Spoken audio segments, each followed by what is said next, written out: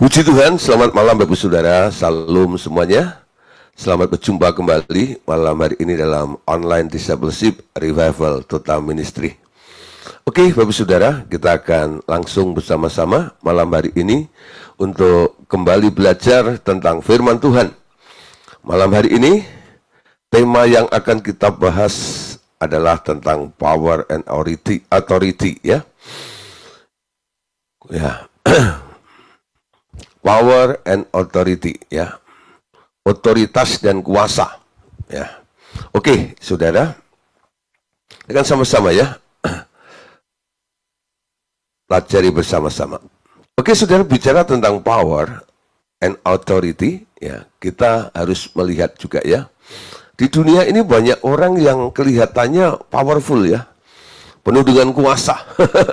Apalagi di daerah-daerah perdukunan ya, itu biasanya orang-orang kan menunjukkan kesaktiannya sehingga orang mengakui, wih, orang itu berkuasa, orang itu powerful, orang itu hebat.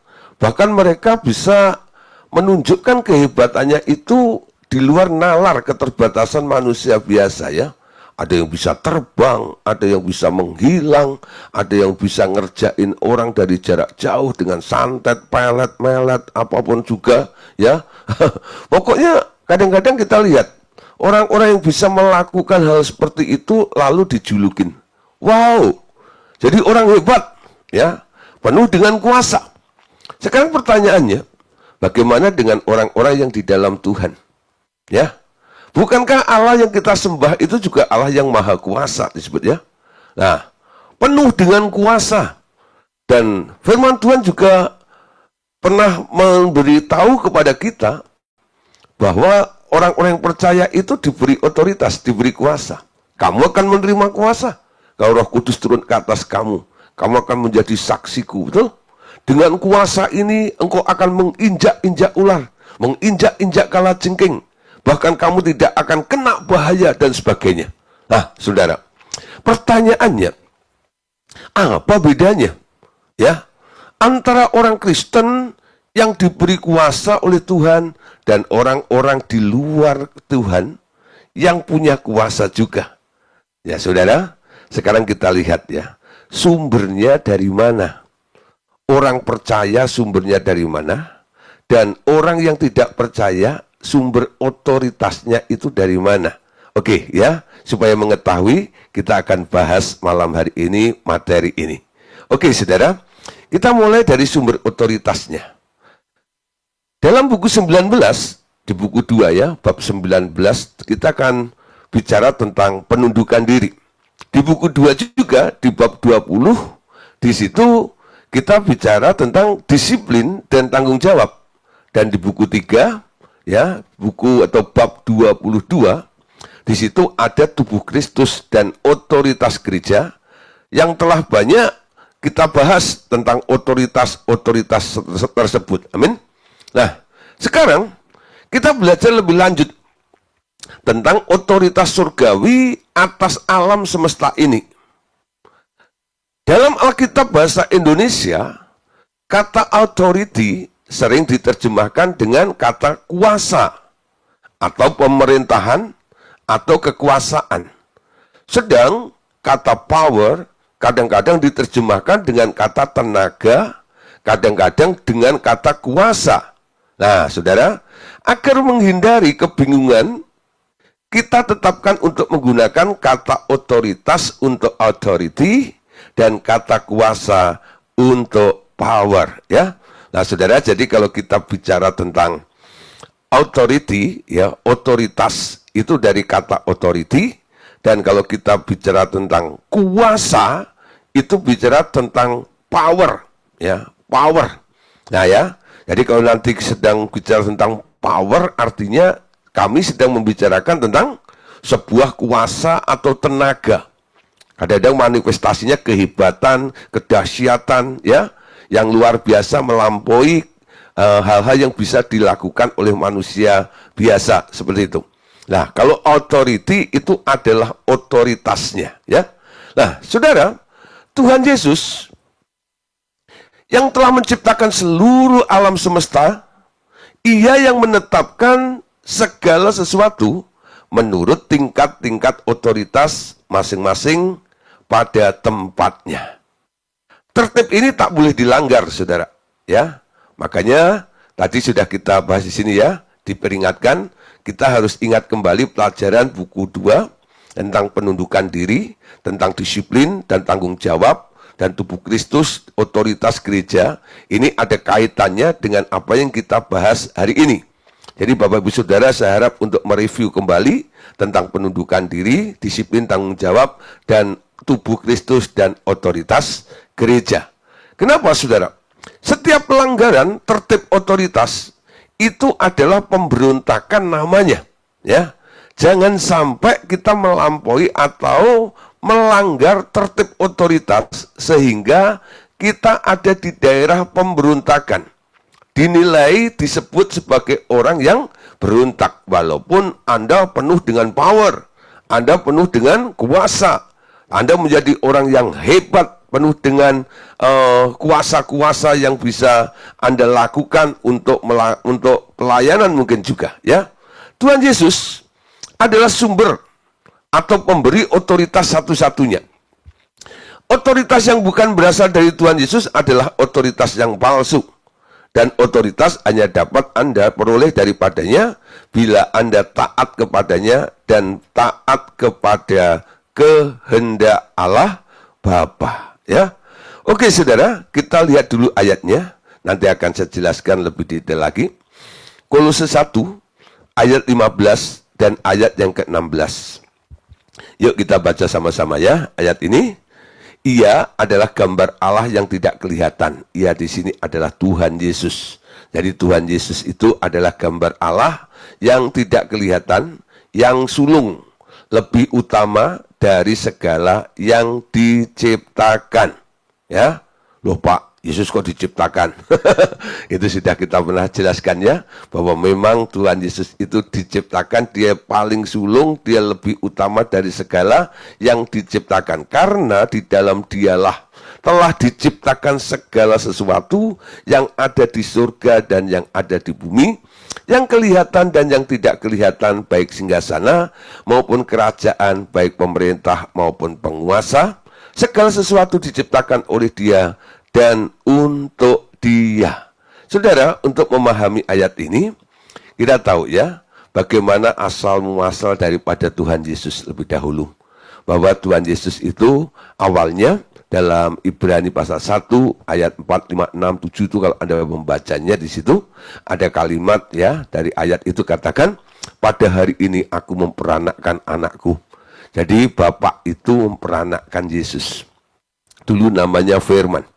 Setelah Yesus itu dikeluar dari Bapaknya, ya menjadi anaknya Bapaknya itu, lalu Bapak itu mendelegasikan, memberikan otoritas kepada Tuhan Yesus untuk apa? Ya, bukan memberikan kuasa tapi memberikan otoritas kepada Tuhan Yesus untuk boleh menciptakan segala sesuatu. Dan semua yang diciptakan oleh Tuhan Yesus itu sekarang ada di satu area yang namanya kerajaan surga. Sementara apa yang ada di daerahnya Allah Bapa itu disebut kerajaan Allah. Jadi kalau Paulus itu menulis, karena di dalam dialah telah diciptakan segala sesuatu, artinya Bapa bukan termasuk yang diciptakan oleh Tuhan Yesus. Justru Tuhan Yesus ada karena Bapa melahirkan Yesus. Pada hari ini aku peranakkan anakku, ya. Nah, saudara, jadi Tuhan Yesus itu menciptakan segala sesuatu di daerah yang disebut kerajaan surga. Tadi katakan yang ada di surga dan yang ada di bumi. Itu artinya yang ada di heavenly places, yaitu alam roh, tempat-tempat di alam roh dan di alam materi. Itu diciptakan oleh Tuhan Yesus, baik yang kelihatan dan yang tidak kelihatan. Yang kelihatan itu yang ada di alam materi, dan yang tidak kelihatan itu yang ada di alam roh. Ya, apa saja yang pernah diciptakan oleh Tuhan Yesus? Baik singgasana. Ya, singgasananya siapa? Ya singgahnya sanggahnya Tuhan Yesus sendiri ya. Dia akan punya tahta, dia punya kerajaan, dia punya posisi-posisi yang diberikan kepada orang-orang yang dipercayakan atau makhluk-makhluk yang dipercayakan. Itu semuanya yang menciptakan adalah Tuhan Yesus ya. Maupun kerajaan, baik pemerintah maupun penguasa, segala sesuatu diciptakan oleh Dia dan untuk Dia. Nah, saudara, termasuk yang ada di alam materi. Kalau tadi dikatakan bahwa tentang singgasana, tentang kerajaan, tentang pemerintah-pemerintah, penguasa-penguasa, semua itu yang menciptakan, yang mengangkat, yang menunjuk, sehingga ada dan jadi, itu karena Tuhan. Karena Yesus, ya. Nah, oleh sebab itu, Paulus ini menasihatkan kepada para jemaat, selama kita di muka bumi ini, kita ini kadang kan juga dipimpin ya. Ketika kita tinggal di sebuah daerah atau sebuah negara, ada pemerintahan di negara itu.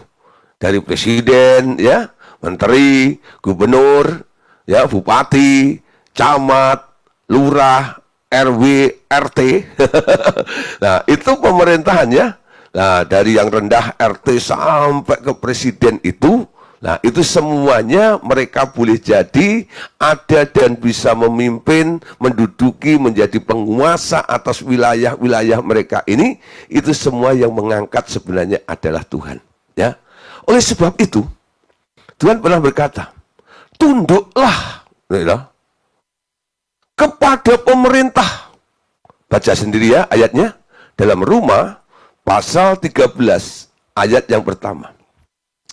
Tiap-tiap orang harus takluk, harus tunduk kepada pemerintah yang di atasnya. Sebab tidak ada pemerintah yang tidak berasal dari Allah. Dan pemerintah-pemerintah yang ada ditetapkan oleh Allah. Saudara, kalau hari-hari ini ya, kita sedang menghadapi sebentar lagi 2024. Negara kita akan mengadakan pesta demokrasi, ya, pemilu untuk memilih para pemimpin-pemimpin. Ya, kita sebagai anak-anak Allah jangan termakan provokasi dari partai-partai politik. Betul? Kita tanya Tuhan, Tuhan, Engkau yang mengangkat mereka. Siapapun saudara yang akan jadi pemimpin ini, kalau Anda tanya Tuhan, ya, memang Tuhan mau dia yang memimpin, ya, lepas dari Anda suka atau tidak. Kalau dasarnya Anda suka atau enggak, itu kadang-kadang kan karena lingkungan gitu ya, karena apa? Ya karena digoreng oleh politik gini dan sebagainya, lalu Anda termakan ya isunya seperti ini dan itu, lalu Anda bisa benci kepada orang itu atau suka kepada orang itu. Ya, yang paling tepat untuk memilih seorang pemimpin adalah tanya Tuhan. Kenapa? Karena firman Tuhan katakan, pemimpin itu, ya tadi dikatakan, tidak ada pemimpin yang tidak berasal dari Allah. Asalnya dari Allah. Saya harap Bapak Saudara semuanya, ya, ajak teman-teman kita yang percaya kepada Tuhan ini. Oke, kita harus berdoa, ya, supaya tahun 2024 ini benar-benar apa yang Anda tentukan waktu mencoblos itu benar-benar apa yang dipilih oleh Tuhan. Ya. Mungkin Anda coblos yang lain, atau yang menang yang itu, lalu Anda berdoa, Tuhan, kenapa yang menang ini Tuhan? Lalu Tuhan jawab, aku pilih itu kok. Berarti pilihanmu salah dong. Anda tidak memilih seperti apa yang dipilih oleh Tuhan. Amin. Ya, coba mulai tanya, ya, mana yang akan menjadi pemimpin. Dari 3 kandidat sudah ada ini. Nah, saya nggak usah ngepro sana ngepro sini. Anda ngepro Tuhan aja, betul? Tuhan, aku mau pilih mana yang Engkau pilih dan yang Engkau tentukan. Pasti yang terbaik. Semuanya pasti ada tujuannya. Amin. Ya, kalau Tuhan diberikan kesempatan untuk memilih dan semuanya. Oke, saudara. Dalam Wahyu 5 ayat 13, ya. Oh sorry ya. Di sini dikatakan tadi, tiap-tiap orang harus takluk kepada pemerintah yang di atasnya. Artinya apa, saudara? Orang-orang yang ditetapkan oleh Allah ini, sekarang mereka memangku jabatan itu, diberi otoritas oleh Allah untuk mengatur negara ini. Untuk mengatur alam materi, khususnya di teritorial di mana kita tinggal. Ya, mereka diberi hikmat oleh Allah sendiri. Menurut caranya, Pak. Tapi kan bukan orang yang percaya kepada Tuhan. Ya, saudara, Tuhan itu bisa pakai apa saja, Tuhan itu bisa pakai siapa saja, betul? Untuk melaksanakan kehendaknya di muka bumi ini. Nggak harus orang yang percaya juga. Kalau bisa memang orang percaya. Tapi kalau memang tidak memungkinkan, ya nggak apa-apa. Yang penting apa? Semuanya ada kontrol Tuhan di tempat itu. Berkat orang-orang percaya yang memberikan otoritas kepada Tuhan untuk memilih ya dengan tepat pemimpin yang akan memimpin bangsa kita ini. Tugas kita nanti adalah cuma tunduk kepada pemerintah-pemerintah. Kenapa? Kalau kita tidak tunduk karena kita tidak suka dengan pemimpin yang terpilih itu, artinya kita tidak berdisiplin. Ketika kita tidak berdisiplin, nggak mau tunduk, kita ada di daerah pemberontakan namanya. Jadi Anda dianggap memberontak. Nanti ada konsekuensinya, saudara. Ya, orang memberontak itu akibatnya ada. Ya, orang taat, orang tunduk, blessingnya ada, betul? Orang berontak, ada efeknya, ada dampaknya. Anda tahu sendiri siapa yang pernah berontak? Lucifer, betul? Ketika dia berontak dan nggak mau bertobat lagi, akibatnya, ya dia menjadi sangat-sangat buruk nasibnya. Amin. Oke, saudara. Sekarang kita lihat juga Wahyu 5 ayat 13. Kalau Roma 13 satu tadi tentang pemerintahan di alam materi, Wahyu 5:13 katakan begini.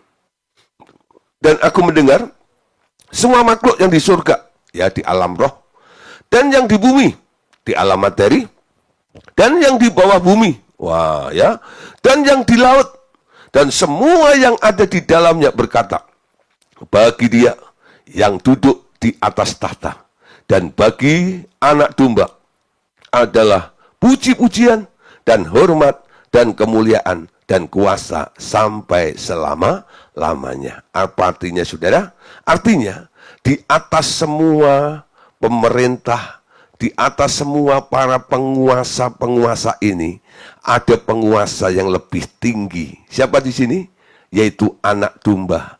Dialah yang patut untuk menerima pujian, dia yang patut untuk menerima hormat, dan kemuliaan serta kuasa sampai selama-lamanya.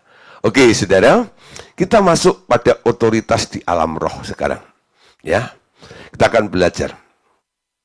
Ada otoritas, ada kuasa, ya, authority and power. Otoritas datang dari ketaatan kepada perintah dan kehendak Allah.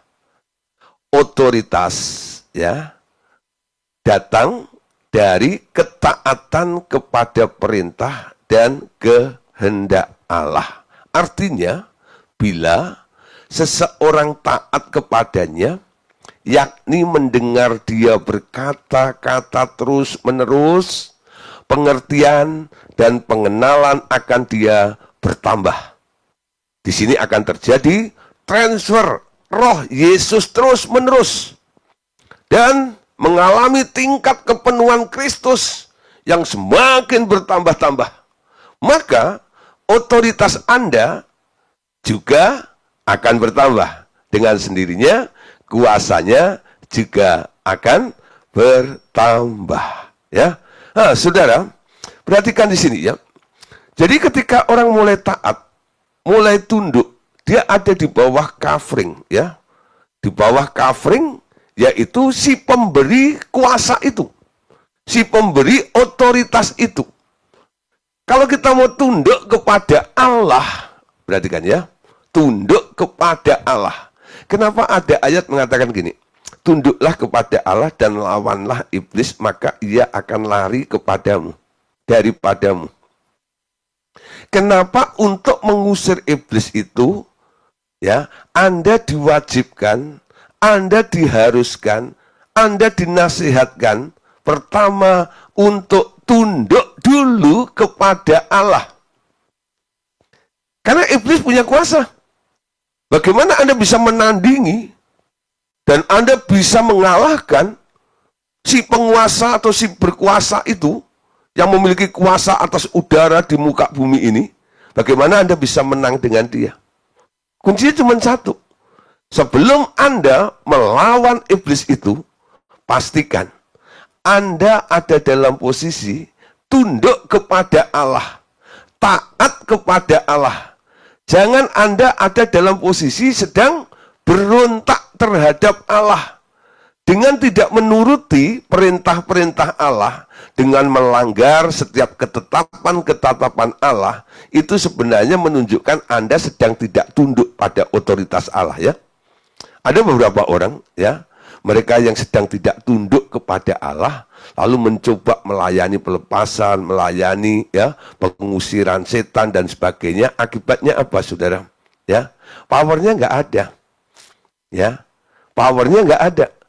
Kenapa? Karena dia tidak sedang tunduk.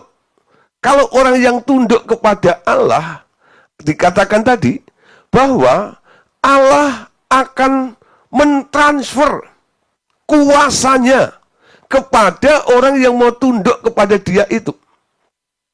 Jadi untuk kita memiliki kuasa dan memiliki otoritas, syaratnya cuma satu, yaitu mau menundukkan diri kepada Tuhan. Amin. Karena sumber kuasa itu dari dia. Tanpa menundukkan diri kepada dia, kita nggak akan punya otoritas dan kuasa itu. Tunduk, ya, kepada otoritas Allah itu sangat penting, ya. Dengan kita mau tunduk, kita ada di bawahnya, dia dengan mudah akan mengimpartasikan atau mentransfer rohnya itu, yaitu roh Yesus itu terus menerus sampai kita mengalami apa? Ya, kita akan mengalami kepenuhan Kristus yang bertambah-tambah.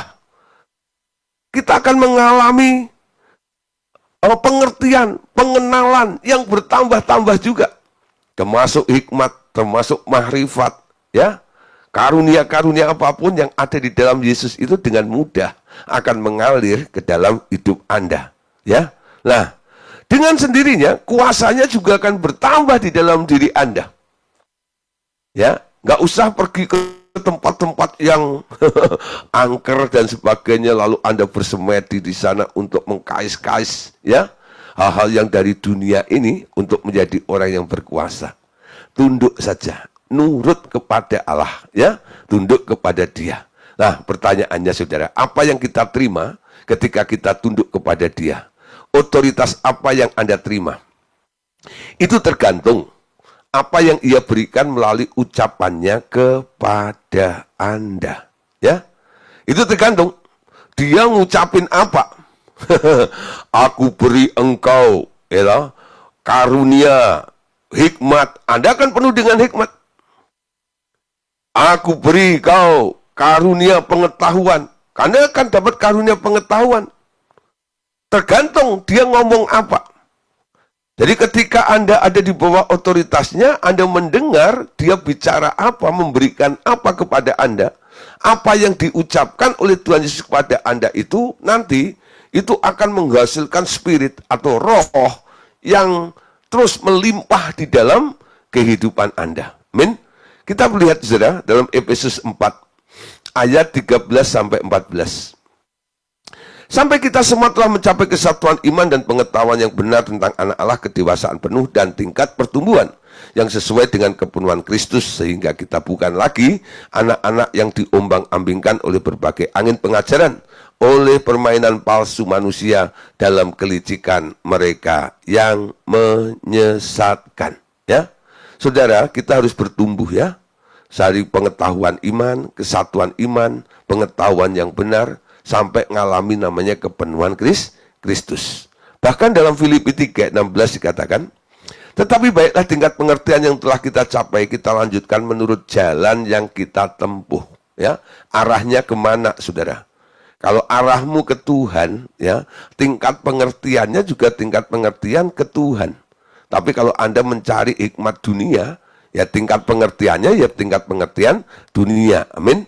Nah, saudara, Tuhan berjanji, bahkan ketika dia di muka bumi, dia pernah mengatakan kepada para murid, dalam Lukas 9 ayat yang pertama dikatakan, maka Yesus memanggil ke-12 muridnya, lalu memberikan tenaga dan kuasa, ya, memberikan power and authority, ya, tenaga dan kuasa, power and authority kepada mereka untuk menguasai setan-setan dan untuk menyembuhkan penyakit-penyakit. Ya, nah saudara, ketika Tuhan Yesus memberi tugas kepada muridnya, mengutus murid-muridnya, akan mengutus murid-muridnya berdua-dua, mereka tidak diutus dengan tangan kosong. Ya, orang-orang yang diutus oleh Tuhan ini, mereka yang dipanggil, mereka yang dipilih lalu diutus itu, Tuhan Yesus melengkapi mereka, membekali mereka. Sini, ya. Khususnya 12 muridnya ini. Lalu Tuhan Yesus tiam mereka. Ya, sini, kumpul di hadapanku, ya. Lalu Tuhan Yesus kasih nih, terima power, terima authority, ya, terima kuasa, terima otoritas, terima tenaga, terima kuasa. Untuk apa? Untuk menguasai setan-setan dan menyembuhkan penyakit-penyakit. Kenapa harus tenaga dan kuasa atau power and authority? Kenapa dalam menjalankan tugas ketika diutus, ya, mereka berdua-dua ini untuk pelayanan itu, kenapa nggak hanya dikasih power aja, ya, supaya jadi orang hebat gitu ya? Tapi kenapa harus dikasih juga authority? Nah, saudara, tadi dikatakan dua hal yang akan dikerjakan oleh murid-muridnya itu. Ya, ketika Tuhan katakan, maka Yesus memanggil ke-12 muridnya lalu memberikan tenaga dan kuasa kepada mereka untuk apa? Pertama, menguasai setan-setan. Dan untuk menyembuhkan penyakit. Di sini tidak untuk tendang setan. Di sini tidak untuk cincang-cincang setan. Tapi ayat ini, Tuhan bilang, untuk menguasai setan-setan. Nah, untuk bisa menguasai setan-setan itu dibutuhkan apa? Bukan dibutuhkan power, tapi dibutuhkan authority. Dibutuhkan kuasa. Dia harus punya otoritas yang lebih tinggi daripada si iblis. Iblis itu kan punya otoritas, ya. Dikatakan dia penguasa udara. Nah, orang-orang yang diutus oleh Tuhan sekarang diberi otoritas. Paling tidak nih, otoritas anak Allah, bukan? Diberi tempat paling tinggi, lebih tinggi daripada tempatnya si iblis. Otoritasnya pasti lebih tinggi juga daripada otoritas yang dimiliki oleh si iblis. Amin. Nah, kekuatan si iblis yang mengganggu orang-orang sehingga bermanifestasi, ya, melalui penyakit, melalui ini dan itu semuanya itu harus bisa dibereskan dengan namanya power, dengan tenaga, dengan kekuatan. Makanya Tuhan memberikan dua hal ini. Setiap orang yang percaya hari ini kabar baiknya adalah ketika Anda menjalankan misinya surga, surga akan melengkapi kita dengan dua hal, yaitu power and authority. Gak peduli, saudara, siapa yang Anda hadapi, otoritasnya setinggi apapun juga. Apa yang diberikan oleh Allah jauh melampaui, lebih tinggi daripada apa yang mereka miliki, betul? Sehingga Anda pasti bisa menang melawan mereka. Baik untuk menguasai, menaklukkan, menundukkan musuh Anda, maupun menyembuhkan orang sakit, maupun mengusir setan-setan. Itu dibutuhkan tenaga, ya, dan kuasa. Amin. Nah, saudara, Lukas 10 ayat 19. Lukas 10 ayat 19. Sesungguhnya aku telah memberikan kuasa kepada kamu untuk menginjak ular dan kalajengking, dan kuasa untuk menahan kekuatan musuh, sehingga tidak ada yang membahayakan kamu. Ya, nah saudara, di sini katakan sesungguhnya aku telah memberikan kuasa di sini nih ya. Nah ini memberikan otoritas, ya, authority. Jadi Tuhan memberikan otoritas kita. Dengan kita punya otoritas, kita bisa menginjak ular, ya, karena ularnya sekarang ada di bawah kaki kita, bukan? Karena kita ada di atasnya. Dan kalajengking, ya, dan kuasa untuk menahan kekuatan, ya, kekuatan musuh. Nah, kuasa yang kedua ini bukan authority, tapi dipakai kata power, the power, ya. Jadi di sini authority, di sini power, untuk menahan kekuatan musuh sehingga tidak ada yang akan membahayakan bumi, membahayakan kamu. Amin. Nah, saudara, setelah aku mengatur segala sesuatu di bumi, ya, ini Bapak katakan ya. Setelah aku mengatur segala sesuatu di bumi menurut jalur otoritas yang tertib, tiap tingkatan memiliki otoritas dan kuasanya sendiri. Menarik sekali melihat bagaimana semua makhluk menempatkan diri ke dalam jalur otoritas yang ditentukan bagi masing-masing. Sekali ada yang coba keluar dari otoritas mereka yang terbatas, mereka dihajar untuk kembali ke dalam jalur otoritas mereka. Sehingga mereka mengerti bahwa Allah selalu memegang erat aturan-aturannya. Ya, saudara, jadi ketika Allah, Bapak ini berkata ya, setelah aku mengatur segala sesuatu di bumi ini menurut jalur otoritas tertib, ya, tiap tingkatan memiliki otoritas dan kuasa. Ini menarik kalinya untuk menempatkan semua di jalur otoritasnya. Nanti kalau ada yang mulai melanggar, Tuhan akan mendidik mereka. Menghajar di sini itu bukan artinya itu menghajar supaya dia hancur gitu, bukan. Menghajar di sini ini memberikan pengertian. Kayak orang belajar gitu ya. Murid-murid sekolah gitu, gurunya itu mungkin dengan nada yang keras gitu ya, kayak suaranya kayak marah gitu ya. Tapi bukan berarti dia benci kepada muridnya, tidak. Ya. Dia mau dengan perkataan yang tegas, yang keras gitu ya, menjadi perhatian sehingga muridnya tuh tahu di mana titik letak kesalahannya supaya dia bisa, murid-murid ini bisa kembali menurut apa yang harusnya dilakukan. Ya. Nah, saudara, begitu juga dengan Tuhan. Ketika dia sudah menetapkan tertib otoritas ini, ketika ada terjadi pelanggaran otoritas, Bapak tidak segan-segan akan mendidik, akan menghajar, ya. Walaupun kadang-kadang situasinya nggak enak, tapi bukan berarti di sini dia pengen supaya Anda binasa, supaya Anda itu cilaka, tidak. Teguran yang kadang-kadang juga keras dalam hidup Anda itu, mungkin melalui keadaan Anda, melalui situasi Anda, atau Tuhan berbicara langsung kepada Anda dalam menegur ini, tujuannya untuk mengembalikan Anda kepada jalur otoritas yang benar. Supaya Anda tidak ada di daerah pemberontakan yang nanti ujung-ujungnya Anda akan terima penghukuman. Nah, saudara, sekarang kita perhatikan. Kalau Anda sedang mengalami pendisiplinan seperti ini, cepat nurut aja dengan Tuhan. Tuhan, aku tahu apa yang aku lakukan, apa yang aku kerjakan, apa yang aku pikirkan hari ini, kayaknya nggak sesuai dengan rancanganmu.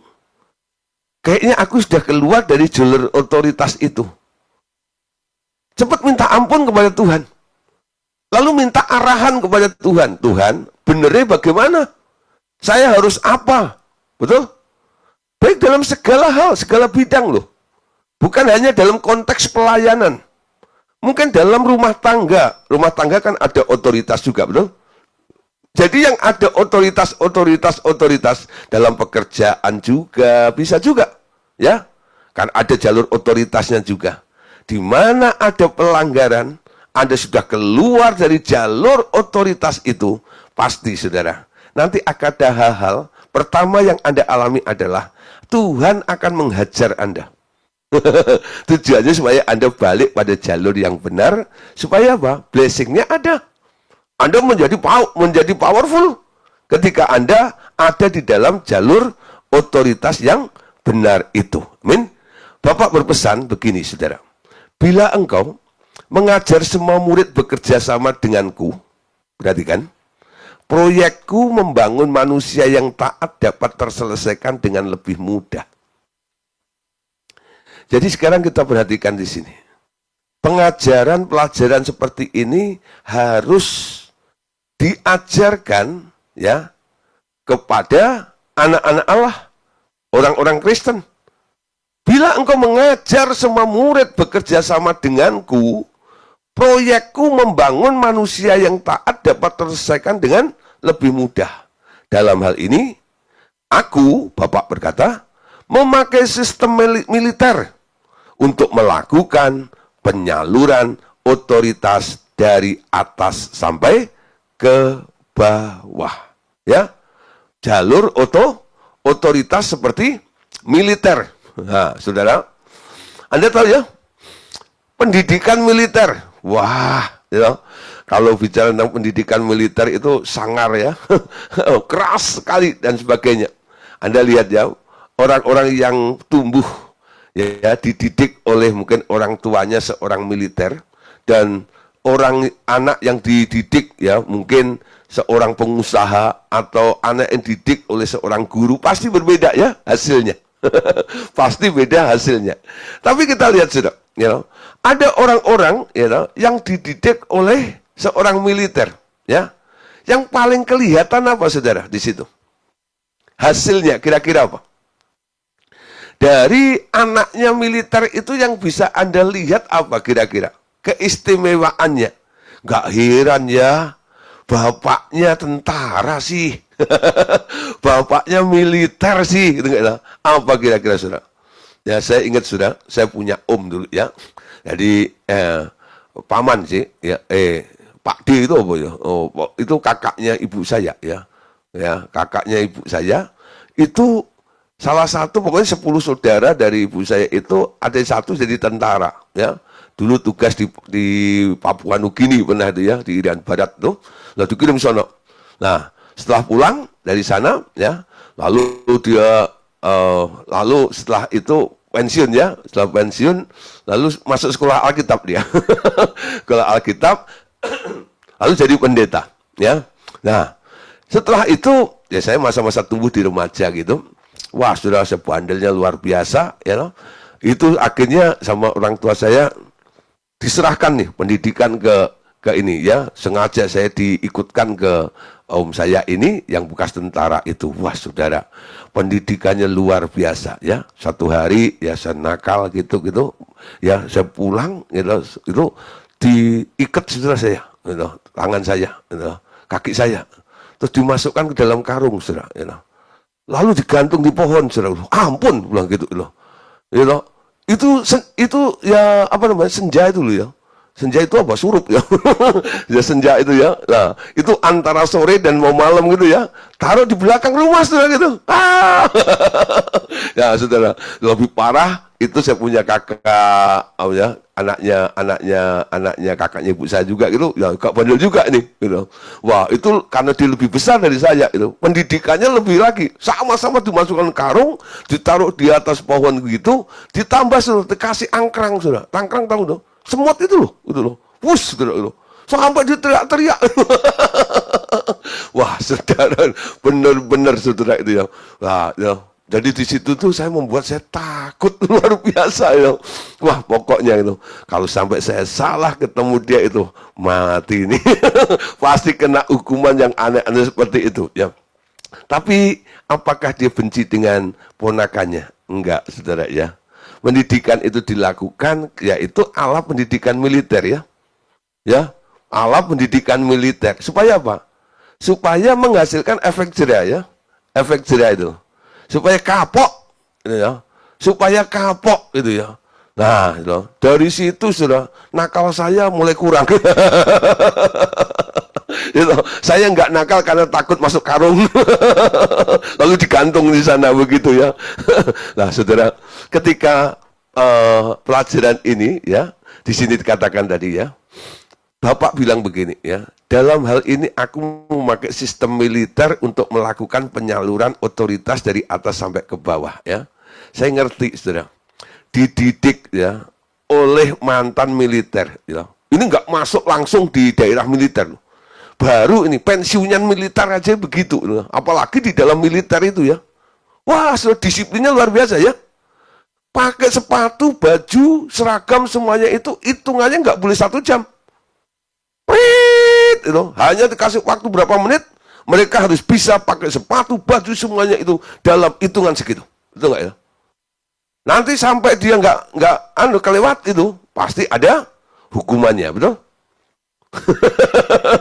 Nah, saudara, otoritasnya begitu ya, caranya. Nah, sebab itu, Tuhan Yesus ini pernah, saudara, ya, dalam pelayanannya di muka bumi, dia melihat ya, ada seorang militer ya, dan ketika Tuhan melayani seorang militer ini dijadikan acuan kepada kita tentang jalur otoritas ini. Kita lihat ya, Matius 8 ayat 8 sampai ayat yang ke-9 ya. Perhatikan, Anda tahu siapa ini? Nah, ada perwira ya. Tetapi jawab perwira itu kepadanya. Ini perwira Kapernaum. Tuhan, aku tidak layak menerima Tuhan di dalam rumahku. Katakan saja sepatah kata, maka hambaku itu akan sembuh. Sebab aku sendiri seorang bawahan dan di bawahku ada pula prajurit. Jika aku berkata kepada salah seorang prajurit itu, pergi, maka ia pergi. Dan kepada seorang lagi, datang, maka ia datang. Ataupun kepada hambaku, kerjakanlah ini, maka ia akan mengerjakannya. Pelajaran apa yang bisa kita petik dari sini? Memang ya, perwira Kapernaum ini berkata begini, katakan saja sepatah kata, maka hambaku itu akan sembuh. Terjadi manifestasi kuasa Allah saat itu. Sehingga hamba daripada perwira Kapernaum itu mengalami mujizat. Sembuh hari itu juga. Karena apa? Karena Yesus setuju dengan apa yang diminta oleh si perwira itu. Apa yang diminta oleh perwira itu? Guru, Tuhan, katakan sepatah kata saja, maka hambaku itu akan sembuh. Ini menarik perhatian Tuhan Yesus. Sekaligus untuk memberitahu kepada kita hari ini, inilah pelajaran tentang nilai otoritas yang perlu diketahui oleh kita semuanya. Ya, dikatakan ayat 9 ya, ketika Tuhan Yesus tanya ya, kenapa engkau ngomong seperti itu? Kenapa aku nggak boleh datang ke rumahmu? Kenapa aku harus berkata sepatah kata saja? Dan kamu yakin nanti hambamu itu akan sembuh? Lalu perwira Kapernaum itu memberikan alasannya. Ayat 9 berkata, sebab aku sendiri, perhatikan ya, saya tampilkan ayatnya. Sebab aku sendiri seorang bawahan, dan di bawahku ada pula prajurit. Jika aku berkata kepada salah seorang prajurit itu, pergi, maka ia pergi.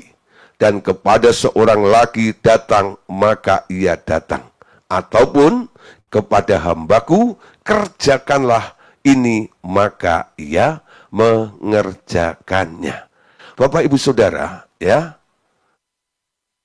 sebenarnya perwira Kapernaum itu memakai kata aku tidak layak menerima Tuhan di rumahku, bukan berarti rumahnya jelek, bukan ya. Kalau dia rumahnya jelek, ngapain dia datang untuk meminta Yesus datang awalnya ya. Tapi setelah melihat Tuhan Yesus, perwira Kapernaum itu mengerti sebuah mekanisme, mengerti tentang siklus dari otoritas itu, lalu dia bandingkan dengan pendidikan militer itu. Lalu dia katakan, ya Tuhan, engkau nggak usah datang ke rumahku harusnya ya.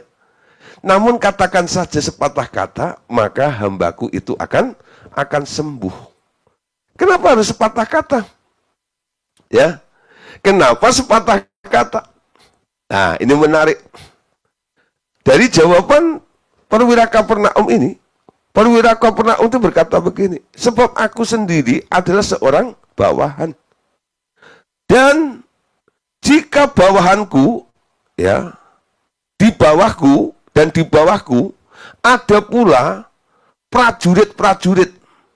Lalu dia katakan, jikalau aku berkata kepada salah seorang prajurit itu, yaitu bawahannya, pergi, maka ia akan pergi. Jadi nggak usah didorong-dorong, nggak usah ditendang-tendang. Cukup perwira ini ngomong sama prajuritnya, pergi, ya, pergi ke sana. Dia akan pergi, ya. Dan mungkin dia mungkin juga berkata kepada prajurit yang lain, datang ke sini. Prajurit itu akan datang juga, nggak usah ditarik-tarik, itu nggak. Cukup dengan omongan dia bisa memerintahkan prajurit itu pergi atau prajurit itu datang. Bisa, saudara, ya, menggerakkan seperti itu, ya. Nah, kerjakan ini, kerjakan itu. Cukup dengan ngomong, nanti orang yang ada di bawahnya itu akan melakukan seperti instruksi apa yang dikatakan oleh atasannya. Jadi, perwira Kapernaum ini sebenarnya mengerti siapa sih Yesus itu. Yesus itu punya otoritas. Betul? Dia itu punya posisi lebih tinggi. Dan semua yang ada di sekitarnya, termasuk hambanya, termasuk roh-roh yang menguasai, yang membuat hambanya itu sakit, dan semuanya, itu ada di bawah otoritasnya Tuhan Yesus. Betul? Ada di bawah otoritasnya Tuhan Yesus. Nah, dalam perkara ini, perwira Kapernaum ini lalu membandingkan, ya, dengan apa yang terjadi dengan dirinya. Kalau aku yang punya otoritas, punya bawahan, aku cukup ngomong, ternyata yang saya ajak ngomong itu pergi, apalagi orang ini, Tuhan Yesus. Dia nggak usah pergi datang ke rumahku untuk jamah-jamah hambaku, betul nggak ya? Cukup dari tempat ini saja, dia bisa berkata, jadilah sembuh. Pasti hambaku akan sembuh. Nah, saudara, perwira ini mengerti orang yang punya otoritas, dia punya power di dalam perkataannya. Jadi orang yang punya otoritas, kuasanya di mana? Di perkataannya. Nggak pakai tenaga, betul? Ya, jadi untuk mengangkat meja yang panjang, yang beratnya mungkin 1 ton gitu, ya, dia nggak usah pakai tangannya sendiri. Dengan kekuatannya, dia cukup ngomong kepada bawahannya, bukan? Sini, 10 orang ke sini, angkat meja itu, bawa ke sana. Itu meja yang beratnya 1 ton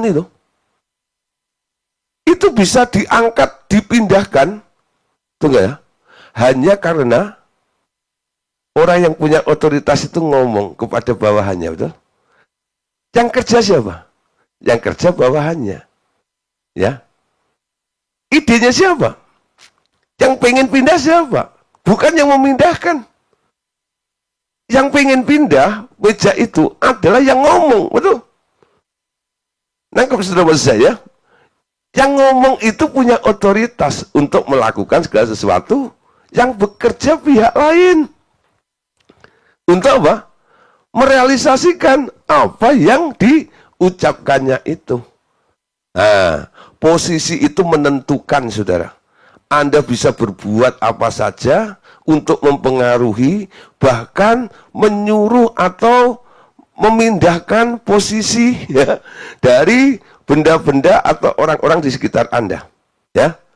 Nah, contoh nih ya, paling gampang. Satu kali, saya berkhotbah nih di satu gereja yang cukup besar. Jemaatnya hampir 700 orang. Ya. Jemaatnya hampir 700 orang sekali ibadah nih. Nah, ketika saya berkhotbah di situ, ya, lalu saya bilang kepada jemaat, Bapak Ibu Saudara, tahu nggak, ya, bahwa saya punya otoritas dan punya power. Ya, karena ketika itu saya sedang bicara tentang power and authority di gereja itu. Saya mau bilang pada kalian semuanya, ya, bahwa otoritas saya akan menghasilkan power yang luar biasa, ya. Oke, sekarang kita tes ya. Nah, sekarang gini, ya. Bapak Ibu Saudara, ya. Sekarang silahkan bangkit berdiri. Itu 700 orang berdiri semua. Silahkan duduk. Ya. Sekali lagi, silahkan berdiri. Berdiri. Silahkan duduk. Anda hitung sendiri, saudara. Kurang lebih 700 orang. Satu orang beratnya berapa? 60, 70, 80. Pak Kis beratnya berapa? 105. 85, 75. Wow, itu ya. Gitu ya. Wis, nggak terima 90 ya, oke lah, itu ya. Karena tinggi ya. Lah kurang lebihnya gitu lah. Itu kalau kali 700 saja kira berapa, saudara? Bayangin ya. Saya angkat hanya dengan satu telunjuk jari tangan saya kan. Berdiri. Itu duduk dari duduk bangkit semuanya. Duduk, betul nggak? Nah, itu berat begitu banyak ini, ya toh. Kenapa bisa saya angkat berdiri, saudara? Dengan omongan saya. Karena saya berdiri di mimbar, bukan? Saya berdiri di mimbar ya. Posisi saya di mimbar itu membuat saya punya otoritas, betul? Saya ngomong apa saja didengerin oleh mereka. Coba saudara ya, kalau kita di kantin gitu ya, Anda pengen duduk, kantinnya penuh semuanya itu. Lalu Anda teriak nih pada semua, silakan berdiri gitu. Emang lu siapa? You know? Mama di bakmi babe gitu ya. Gitu ya. Suruh, berdiri lu gitu loh. Emang lu siapa? Babe lu gitu ya. Nah, umpama nih. Ya. Nggak bakal. Kenapa? Anda sama dengan mereka. Lu pembeli, gua juga pembeli, betul nggak ya? Kita punya hak yang sama duduk. Ya, haknya apa kamu perintah-perintah saya seperti itu? Ya. Tapi saudara, ya, kalau ownernya, betul nggak ya? Dia yang punya otoritas atas tempat itu, mungkin nih ya, dia mau mengatur. Karena ini kayaknya duduknya ini dengan kondisi seperti ini, kayaknya ada ruang atau kursi yang kosong yang masih bisa duduk. Lalu dia coba atur gitu ya, permisi, gini-gini. Orang akan pindah ya. Walaupun ada yang ngeyel juga. Tapi paling enggak itu karena dia yang punya, yang ownernya, yang punya tempat itu dia bisa melakukan banyak hal di situ gitu loh. Kenapa? Ada otoritasnya. Amin. Otoritas menghasilkan sebuah power yang luar biasa. Amin. Nah, hal yang seperti ini, saudara, nanti Anda akan alami. Kenapa Yesus punya otoritas seperti itu? Karena Yesusnya taat, amin. Taat sama Bapaknya. Beda, saudara, dengan iblis, dengan Lucifer, yang dulu juga powerful.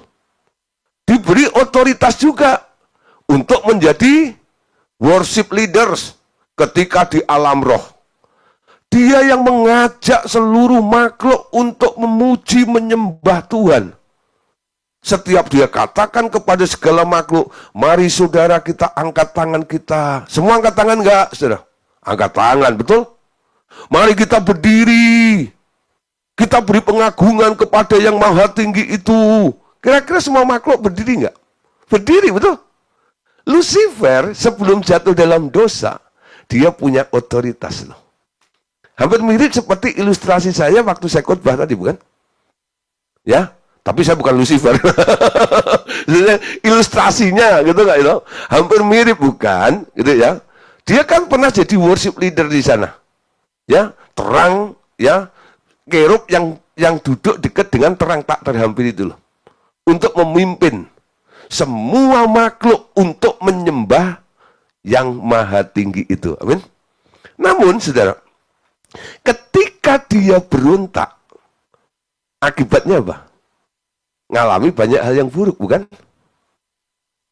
Pertama, dia mengalami disconnection. Putus hubungan dengan Allah. Sehingga tidak mengalami asupan. Tidak ada kuasa lagi yang mengalir atasnya. Dan semua itu harus diupayakan, dipertahankan supaya tidak habis.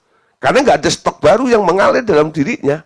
Karena dia terputus dari sumber otoritas atau power tersebut. Dampak yang lain, saudara, kalau sudah terjadi pemberontakan, nanti akan ada hal-hal yang lebih buruk lagi yang akan terjadi. Ya, boleh disimpulkan di sini, saudara, ya, bahwa pemberontakan itu kadang-kadang ya akan menghasilkan masalah. Contoh ya, pemberontakan dan cancer ini ya. Kenapa? Dalam tubuh manusia ini, sebenarnya ketika Allah menciptakan manusia itu, semua sel-sel itu diatur begitu rupa dengan tertib untuk bergerak ya, untuk satu dengan yang lain itu. Nah, ini ada instrumennya ya. Nah, jadi mereka kalau dilihat tuh, wah sudah kayak mesin yang penuh dengan kabel-kabel gitu ya. Nah, itu ada hubungannya satu dengan lainnya. Ketika terjadi ya, pemberontakan tidak sesuai pada jalurnya, ya salah satu selnya, nanti akan terjadi apa? Banyak hal. Daging tumbuh liar, tumor, kanker, dan sebagainya. Ya, itu sebenarnya adalah wujud dari pemberontakan sel. Sehingga ada tumbuhan liar. Disebut daging tumbuh liar. Ya. Nah, kita perhatikan ya, akar-akarnya kan ada di situ terus. Mulai ya tumbuh. Tapi tidak pada tempatnya. Ya. Pertumbuhan yang tidak pada tempatnya itu disebut liar alias berontak. Amin. Ya. Sebuah sel dalam tubuh manusia harus berfungsi seperti tugasnya. Agar seluruh tubuh bertumbuh dan tetap seimbang. Bila satu sel berontak terhadap perintah kepalanya dan bertumbuh semaunya, terbitlah tumor, terbitlah kanker yang merusak seluruh hidup seseorang.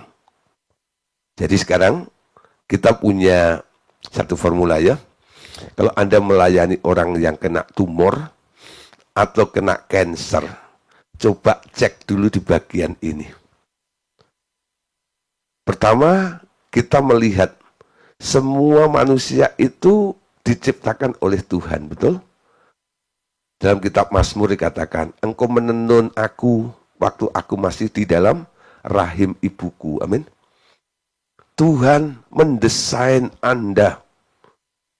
Engkau melihat ketika aku bakal anak, betul? Semua ada di dalam pengawasan dan kontrol Allah.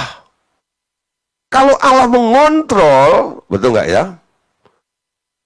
Berarti harusnya semuanya sempurna, betul? Memang ada hal-hal yang terjadi ya. Ada anak-anak yang lahir dalam keadaan mungkin cacat dan sebagainya. Mungkin ada kesalahan-kesalahan yang dilakukan oleh orang tuanya ketika anak itu masih ada di dalam kandungan. Saya sangat percaya dan saya sangat yakin Tuhan tidak pernah menciptakan, mendesain manusia ketika dilahirkan ada yang cacat. Ya, kalau sampai ada yang cacat, itu pasti ada akar masalahnya. Ya, sehingga terjadi pemberontakan itu tadi. Entah siapa yang berontak dulu. Kalau lahir masih anak, belum ngerti apa-apa, belum punya kemauan, dia sudah rusak. Pasti yang melanggar ya orang tuanya. Ya, yang melanggar orang tuanya. Ada saudara, ya, orang-orang tua itu ya, yang punya ikatan perjanjian ya dengan makhluk-makhluk tertentu atau orang-orang tertentu hanya karena mungkin kekayaan dan sebagainya. Lalu dia mempersembahkan anaknya itu, ada juga. Jadi si anak itu sekarang ya, gara-gara sikap orang tuanya ini, ada sel yang berontak di situ tuh. Masuklah si iblis yang merusak, sehingga bikin kabel-kabelnya konslet. Sehingga pertumbuhannya jadi abnormal. Ya. Nah, untuk menangani orang-orang yang abnormal ini dibutuhkan kesabaran untuk apa? Untuk cek betul asalnya dari mana. Ya. Kadang-kadang saya interogasi dulu orang tuanya. Bagaimana ketika kalian mengandung, ada masalah enggak dengan anak ini? Ya, perasaan Anda bagaimana? Anda pernah pikir apa? Ya, Anda mungkin enggak setuju, pernah pengen menggugurkan anak dan sebagainya, sehingga akhirnya anak itu tetap lahir, tapi keadaannya akhirnya seperti ini. Ya, nah, ada juga saudara yang rusak karena dirinya sendiri. Setelah dia bertumbuh gitu ya, lalu ada pemberontakan, nggak nurut sama Tuhan. Ketika nggak nurut sama Tuhan, mendukakan Roh Kudus, Allah itu nggak nurut sama Tuhan. Nah disitulah mulai terjadi ya, daging tumbuh, ada tumor, ada kanker. Yang paling gampang sudah, contohnya apa? Nggak bisa mengampuni. Ya, Allah itu Maha Pemurah, tuh. Ketika Tuhan Yesus mengajarkan doa Bapa kami, bukan doa Yabes, betul? Bapa kami yang ada di surga, dikuduskanlah namamu, datanglah kerajaanmu, jadilah kehendakmu di bumi seperti di surga. Ampunilah kami seperti kami mengampuni yang bersalah kepada kami. Betul? Jadi tentang pengampunan itu harus wajib. Ya, ampunilah mereka yang bersalah kepadamu. Ya. Kenapa? Tuhan begitu tegas di sini. Supaya tidak ada kebencian di dalam diri Anda. Ketika Anda mulai benci, biasanya Anda marah, betul? Lalu keluarlah pikiran jahat, omongan yang jahat juga mulai, ya. Biarin lu mati aja. Ya. Ya, Anda berupaya berpikir untuk mencelakakan dia, ini supaya dia sengsara, supaya ini dan itu. Ya, jahat jadinya. Nah, disitulah sel-sel jahat mulai tumbuh. Ya, satu jalur tumbuh, tapi tidak bagus, tidak benar. Tumbuh sendiri. Tumor, ya, kanker itu sebenarnya jalur sel jahat. Nah, sebelum itu lebih parah lagi, harusnya orang itu lebih cepat menyadari. Ya, kalau mungkin terdeteksi dia nggak bisa memaafkan, nggak bisa mengampuni, dia harus mengampuni supaya apa? Untuk mengembalikan pada jalur yang benar lagi. Ketika dia mau mengampuni, itu akan diampuni juga, diklarifikasi. Dibypass lagi, dipotong itu jalur yang salah itu, ya, dilenyapkan secara roh, lalu dia akan mengalami mukjizat dengan mudah. Ketika apa? Dia ada di jalur yang benar, karena apa? Mau mengampuni. Contoh saudara, dalam Yesaya 53 ayat 8, di sini dikatakan begini, ada pemberontakan ya, yang menghasilkan tulah. Yesaya 53 ayat 8. Sesudah penahanan dan penghukuman, ia terambil. Dan tentang nasibnya siapakah yang memikirkannya? Sungguh ia terputus dari negeri orang-orang hidup. Dan karena pemberontakan umatku, ia kena tulah. Ayat ini sebenarnya ayat yang ditulis untuk nubuatan tentang apa yang akan dialami oleh Tuhan Yesus nanti. Ya. Nah, bahwa Tuhan Yesus kena tulah. Ya, kena tulah. Kenapa Tuhan Yesus kena tulah? Salahnya Yesus apa? Sehingga dia kena tulah. Tulahnya apa? Yaitu disiksa sampai dia mati di atas kayu salib, itu kena tulahnya. Kenapa Yesus harus dijatuhi hukuman mati seperti itu? Alasannya tadi dikatakan, ya. Dan karena pemberontakan umatku, kata Bapak, ia kena tulah. Tuhan Yesus harus ngalami kena tulah ini karena apa? Untuk menebus setiap orang-orang yang suka berontak. Tapi di sini Anda terus yang bilang, kan sudah ditebus Tuhan Yesus. Jadi saya berontak, nggak apa-apa dong. Nggak bisa, saudara, ya.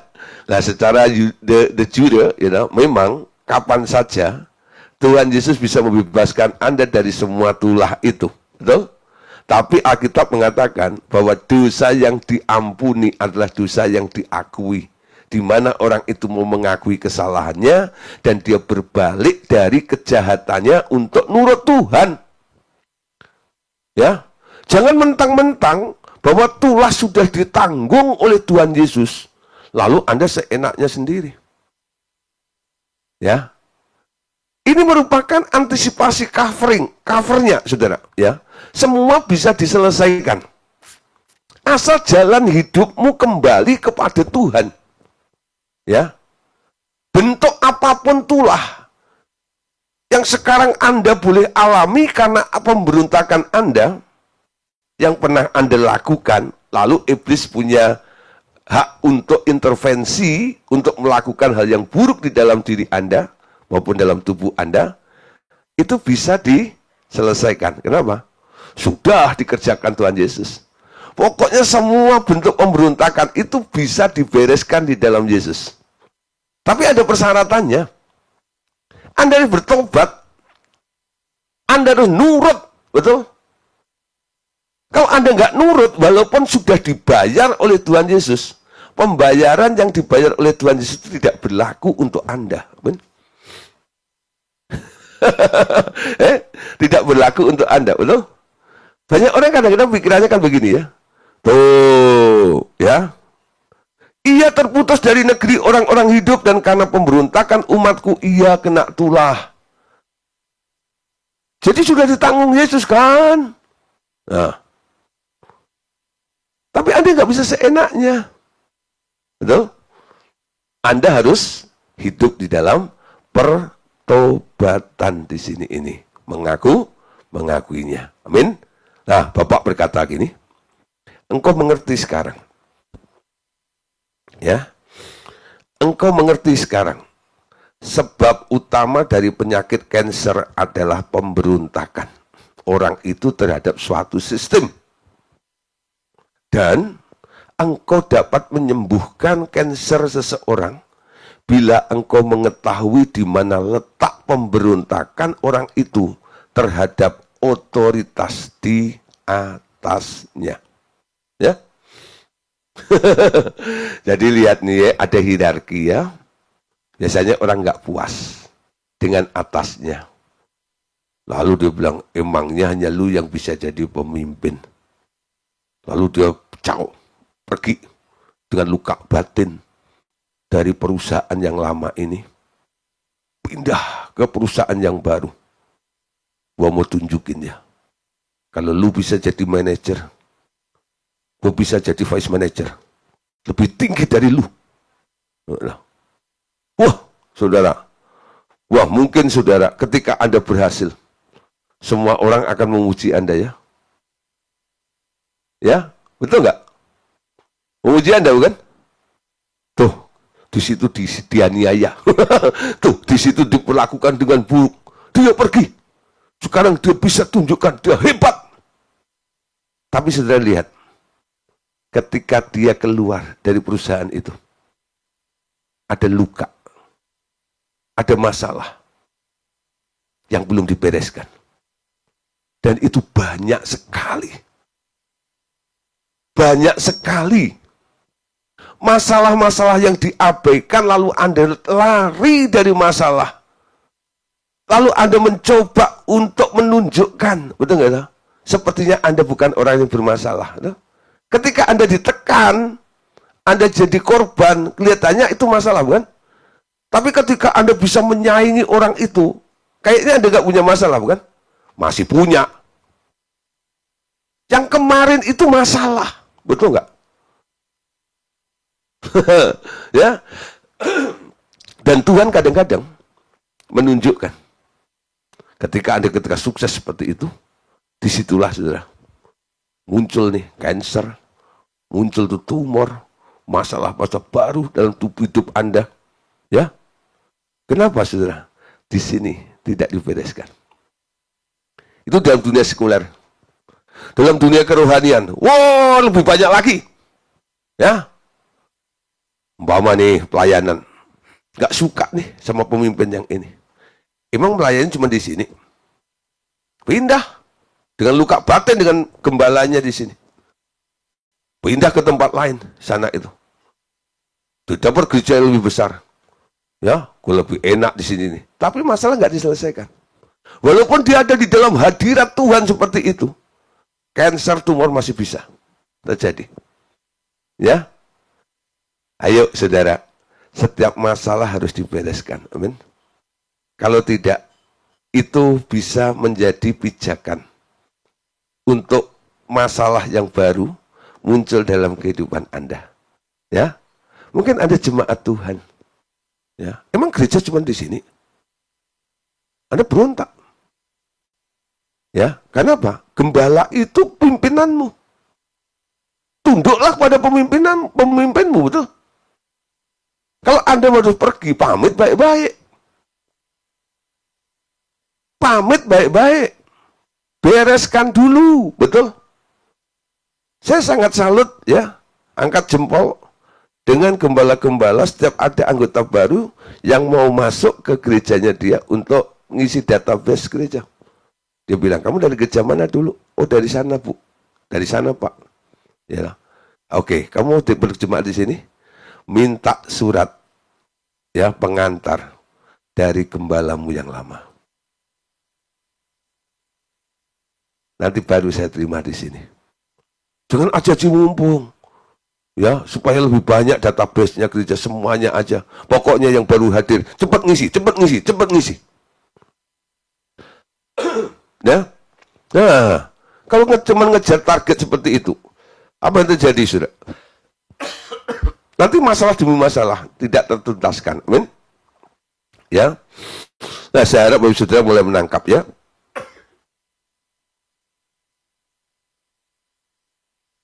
Oke. Lanjut sedikit ya. Pemberontakan memang akan selalu mengakibatkan kebencian dan kepahitan. Ya. Pemberontakan memang akan selalu mengakibatkan kebencian dan kepahitan. Oleh karena itu, carilah akar pemberontakan dan engkau akan temukan penyebab kanker itu. Sepanjang sejarah umat manusia, ya, sepanjang sejarah umat manusia, pemberontakan selalu menghasilkan kehancuran yang parah demi mengajar manusia akan tertib terhadap aturan, banyak hukuman, dan disiplin harus dialami oleh manusia itu. Ya, sepanjang sejarah manusia, ya, Tuhan mau mengajar manusia agar tertib terhadap aturan dan disiplin di situ. Masalah pemberontakan adalah masalah terbesar yang ada di dunia. Di sini engkau akan belajar lebih banyak kelak. Diawali oleh pemberontakan si iblis yang telah menaburkan roh pemberontakannya sebagai benih ke seluruh sistem dunia. Terjadilah banyak pemberontakan di mana-mana. Itu sebabnya aku sering memakai alam untuk, ya, untuk apa? Melakukan disiplin kepada suatu bangsa ada suatu suku bangsa untuk menyadarkan bahwa ada satu Allah yang selalu memelihara aturan. Loh?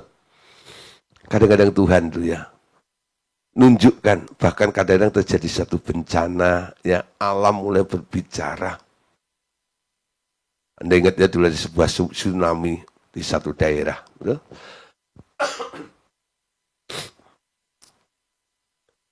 Kenapa? Jawab sendiri. Ya, Tuhan bicara. Betul? Di mana ada mulai pemberontakan terjadi, di situ, saudara, Tuhan mau menunjukkan, meluruskan. Dengan apa? Alam berbicara seperti itu. Satu ayat, saudara ya, untuk menutup malam hari ini.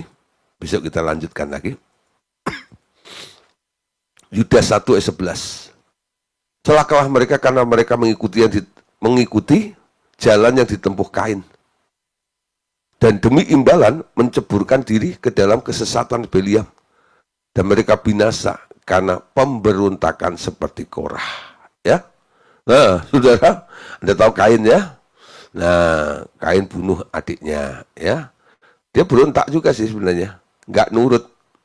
Disuruh mempersembahkan darah, dia ngotot maunya sendiri.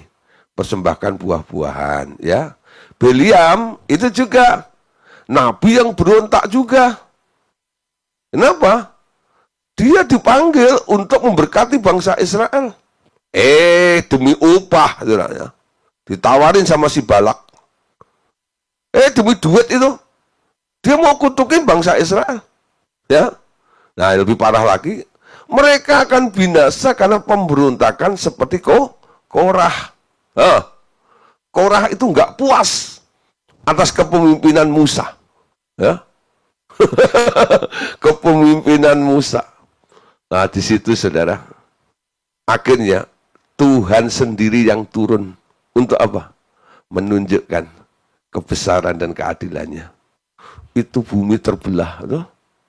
Itu orang jatuh ke bumi, hidup-hidup, lalu dipepet bumi lagi, balik lagi. So.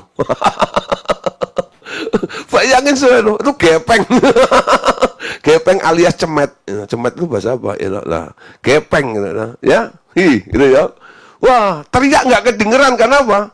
Wah, di dalam sana udah ketutup, pleks gitu kalau macam hilang. Bukan satu orang, pokoknya yang ngikut Korah itu semuanya ambles ke sana itu. Ya, saudara, alam berbicara seperti itu kadang-kadang. Tuhan bisa pakai apa saja. Untuk apa?